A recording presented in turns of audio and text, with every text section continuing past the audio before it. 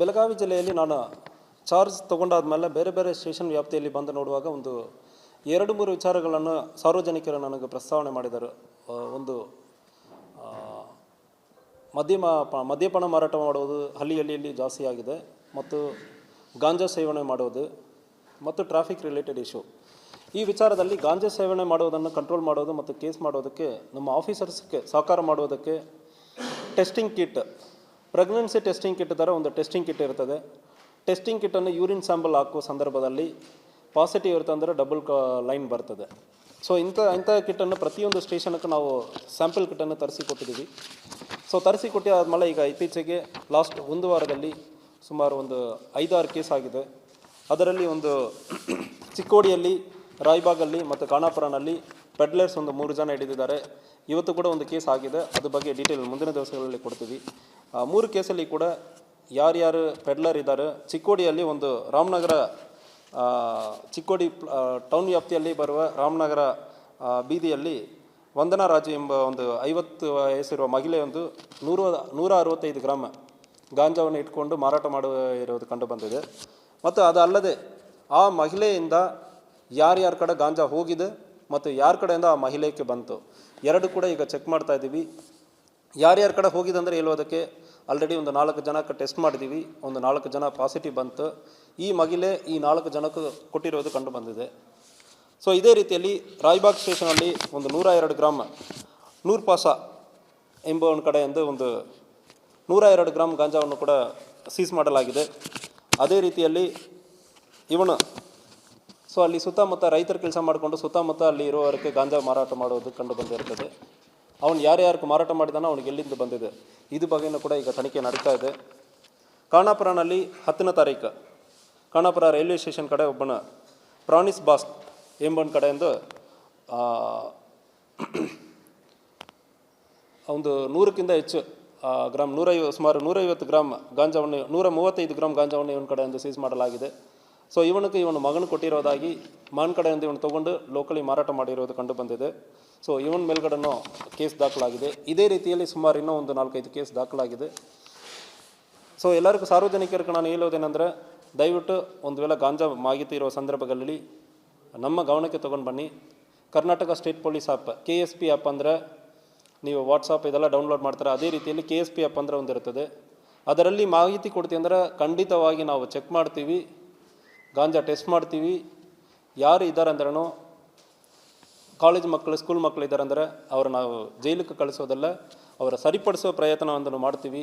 ಯಾರ್ಯಾರು ಮಾರಾಟ ಮಾಡ್ತಾ ಇದ್ದಾರೋ ಅವರ ಖಂಡಿತವಾಗಿ ಜೈಲಿಗೆ ಕಳಿಸ್ತೀವಿ. ಸೊ ಒಂದು ವೇಳೆ ಅವರು ಬೇಲಲ್ಲಿ ಬರ್ತಾರಂದ್ರೆ ಮತ್ತು ಮುಂದುವರಿಯೋ ಸಂದರ್ಭದಲ್ಲಿ ಇಲ್ಲಿಂದ ಊರಿಂದ ನಾವು ಓಡಿಸ್ತೀವಿ. ಗಡಿಪಾರು ಮಾಡೋದಕ್ಕೂ ನಾವು ಬರೆಯೋದಕ್ಕೆ ರೆಡಿ ಇದ್ದೀವಿ. ಮುಂದಿನ ದಿವಸದಲ್ಲಿ ಗಡಿಪಾರು ಮಾಡ್ತೀವಿ.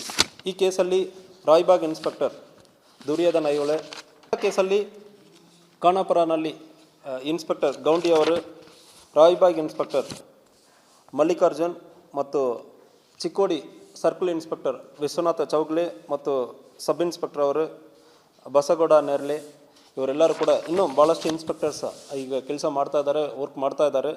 ಮುಂದಿನ ದಿವಸದಲ್ಲಿ ಇನ್ನೂ ಗಾಂಜಾ ಪೆಡ್ಲರನ್ನು ನಾವು ಖಂಡಿತವಾಗಿ ಕಡಿವಾಣ ಹಾಕ್ತೀವಿ. ಮತ್ತು ಯಾವುದೇ ರೀತಿಯಲ್ಲಿ ಒಂದು ಮಕ್ಕಳು ಈ ಸಂದರ್ಭದಲ್ಲಿ ಗಾಂಜಾ ಸೇವನೆ ಮಾಡೋದಕ್ಕೆ ಶುರು ಮಾಡೋ ಸಂದರ್ಭದಲ್ಲಿ ಮುಂದಿನ ದಿವಸಗಳಲ್ಲಿ ಅದನ್ನೇ ಒಂದು ಮಾರಾಟ ಮಾಡೋದಕ್ಕೂ ಶುರು ಮಾಡೋದಕ್ಕೆ ಅವಕಾಶ ಇರ್ತದೆ. ಅದಕ್ಕಾಗಿ ನಾವು ತಡೆಗಟ್ಟಬೇಕು. ಅದೇ ರೀತಿಯಲ್ಲಿ ಯಾರ್ಯಾರು ಮಾರಾಟ ಮಾಡ್ತಾರೋ ಅದು ಅವರು ಮಾರಾಟ ಮಾಡ್ತಾರಂದರೆ ನಾವು ಪ್ರೂವ್ ಮಾಡೋದಕ್ಕೆ ಸೇವನೆ ಮಾಡಿರೋರ ಮೇಲ್ಗಡೆನೂ ನಾವು ಕೇಸ್ ಮಾಡಬೇಕಾಗುತ್ತದೆ.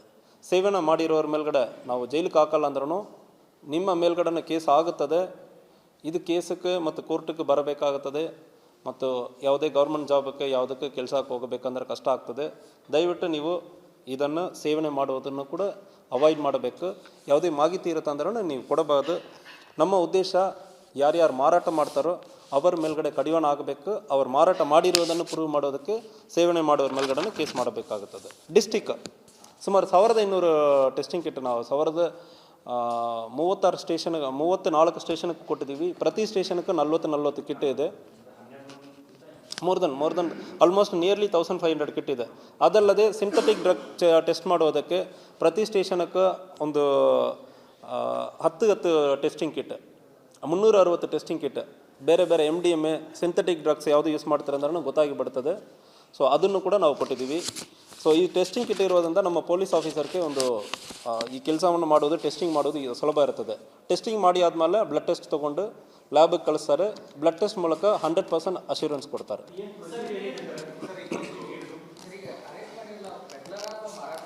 ಮೂರು ಜನನು ಇದು ಪೆಡ್ಲರ್ಸ್ ಮಹಾರಾಷ್ಟ್ರದಿಂದ ತೊಗೊಂಡು ಬಂದಿರೋದಾಗಿ ಹೇಳ್ತಾ ಇದ್ದಾರೆ. ಒಬ್ಬನು ಗೋವಾದಿಂದ, ಖಾನಾಪುರ ಕಡೆಯಿಂದ ಅವನ ಅರೆಸ್ಟ್ ಮಾಡಿರೋ ಸಂದರ್ಭದಲ್ಲಿ ಅವನು ಗೋವಾದಿಂದ ತೊಗೊಂಡು ಬಂದು. ಇಲ್ಲ, ಅವರನ್ನು ಮಾಡ್ತೀವಿ. ಸೊ ಕೇಸ್ ಈಗ ತನಿಖೆ ಶುರು ಮಾಡಿದ್ದೀವಿ. ನಾನು ಹೇಳಿದನಲ್ಲ, ಇವರು ಮಾರಾಟ ಮಾಡಿದ್ದಾರೆ ಅಂದರೆ ನಾವು ಪ್ರೂವ್ ಮಾಡಬೇಕಂದ್ರೆ ಒಬ್ಬನ ಸೇವನೆ ಮಾಡಿರಬೇಕು. ಸೇವನೆ ಮಾಡಿರೋರನ್ನು ಅವ್ರ ಕೇಸಲ್ಲಿ ಸೇರಿಸಿ ಇವನ ಸೇವನೆ ಮಾಡಿದಾನಂದ್ರೆ ಕೋರ್ಟಲ್ಲಿ ಬಂದು ಹೇಳಬೇಕು. ಸೊ ಅದಾದಮೇಲೆ ಅವ್ರಿಗೆ ಶಿಕ್ಷೆ ಆಗುತ್ತದೆ. ಮತ್ತು ಅವ್ರು ಎಲ್ಲಿಂದ ತೊಗೊಂಡು ಬಂದಿರ್ತಾರೆ, ಏನೇನು ಟ್ರಾನ್ಸಾಕ್ಷನ್ ಆಗಿದೆ ಎಲ್ಲನೂ ಕೂಡ ಸಂಪೂರ್ಣವಾಗಿ ತನಿಖೆ ಮಾಡ್ತೀವಿ. ಗಾಂಜಾ ಎಲ್ಲಿ ಬೆಳೆಯುತ್ತಾರಂದ್ರೂ ಕೂಡ ನಿಮ್ಮ ಗಮನಕ್ಕೆ ಬರೋ ಸಂದರ್ಭದಲ್ಲಿ ನಮಗೆ ನೀವು ಮಾಹಿತಿ ಕೊಡಿ. ಏನು ನಿಮ್ಮ ಹೆಸರು, ಫೋನ್ ನಂಬರ್ ಯಾವುದೂ ಬರೋದಿಲ್ಲ. ಕರ್ನಾಟಕ ಸ್ಟೇಟ್ ಪೊಲೀಸ್ ಆ್ಯಪ್ ಅಂದರೆ ಇರ್ತದೆ. ಸೊ ಬೇಕಾದ್ರೆ ಚೆಕ್ ಮಾಡಿ. KSP ಆ್ಯಪ್ ಅಂದ್ರೆ ಈಗ ಮೊಬೈಲ್ ಫೋನಲ್ಲಿ ಡೌನ್ಲೋಡ್ ಪ್ಲೇಸ್ಟೋರಲ್ಲಿ ಹೋಗಿ KSP ಆ್ಯಪ್ ಅಂದರೆ ನೀವು ಹಾಕ್ತೀರಂದ್ರೆ ಆರಾಮಾಗಿ ಬರ್ತದೆ. You can note it down, KSP app ಹಿಂಗೆ ಇರ್ತದೆ. KSP ಆ್ಯಪ್ ಇದರಲ್ಲಿ ಹೋಗಿ ಅನಾನಿಮಸ್ ಅಂದರೆ ಅನಾಮಧೇಯವಾಗಿ ನಾನು ಮಾಹಿತಿ ನೀಡುವುದಕ್ಕೆ ಅವಕಾಶ ಇದೆ. ಇಲ್ಲ, ಇವರ ಮೇಲ್ಗಡೆನೂ ನಾವು ಕೇಸ್ ಮಾಡ್ತೀವಿ. ಗಾಂಜಾ ಸೇವನೆ ಮಾಡೋರ ಮೇಲ್ಗಡೆನೂ ಕೇಸ್ ಮಾಡ್ತೀವಿ. ಸೇವನೆ ಮಾಡೋರ ಮೇಲ್ಗಡೆ ಇನ್ ಕೇಸ್ ಅವರು ಪೆಡ್ಲರ್ ಇಲ್ಲ ಅಂದರೆ ಕೋರ್ಟಲ್ಲಿ ಅವರು ನಾವು ಜೈಲಿಗೆ ಕಳಿಸೋದಕ್ಕೆ ಕೋರ್ಟಲ್ಲಿ ಪರ್ಮಿಷನ್ ಕೊಡ್ತಾ ಇಲ್ಲ. ಸೊ ಬಟ್ ಕೇಸ್ ಹಾಕೋದು ಸೇವನೆ ಮಾಡೋರ ಮೇಲ್ಗಡೆನೂ ಕೇಸ್ ಆಗುತ್ತದೆ.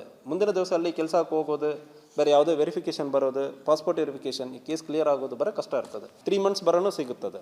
ಸೊ ಕಾನ್ಸಂಟ್ರೇಷನ್ ನೀವು ಎಷ್ಟು ತೊಗೊಂಡಿರ್ತೀರೋ ಕಾನ್ಸಂಟ್ರೇಷನ್ ಮೇಲೆ ಅದು ಇದಾಗುತ್ತದೆ.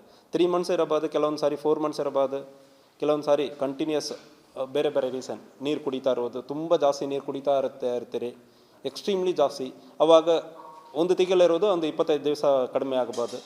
ಸೊ ಮಿನಿಮಮ್ 1 month ಇರ್ತದೆ.